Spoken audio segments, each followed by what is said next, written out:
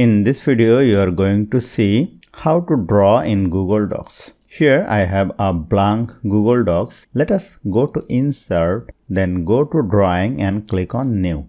Then you will find the drawing canvas. Here you will see various options. You can select the line from here. You can insert the shape from here, and you can select anything, and you can add the picture. Let us draw something casually. Let us click on over here and choose Scribble and draw it like this freely.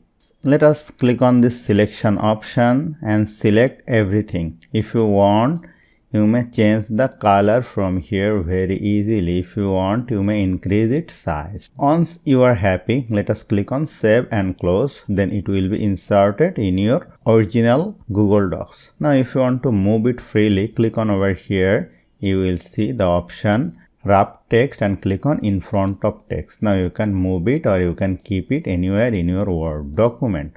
So hope you found this video helpful. If you like this video, please share this video with your friends and family, and don't forget to subscribe. Thank you.